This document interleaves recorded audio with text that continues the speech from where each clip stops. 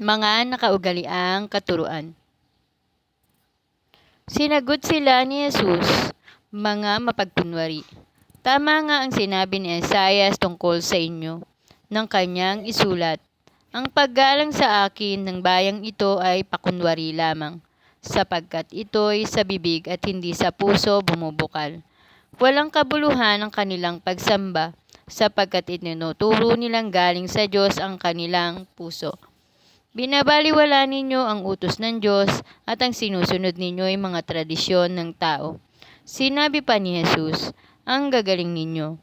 Para lamang masunod ang inyong mga tradisyon, pinapawalang bisa ninyo ang utos ng Diyos. Halimbawa, iniutos ni Moises na igalang mo ang iyong ama at ina, at ang sino mang lumait sa kanyang ama o ina ay dapat patayin. Ngunit tinuturo naman ninyo na kapag sinabi ng isang tao na ang kanyang ama o ina na ihandog ko na sa Diyos ang mga tulong na ito, ang taong iyon ay hindi na nyo pinapatulong sa kanilang mga magulang. Sa gayong paraan, pinapawalang bisa ninyo ang salita ng Diyos sa pamamagitan ng mga itinuturo ninyo at marami pa kayong ginagawang katulad nito.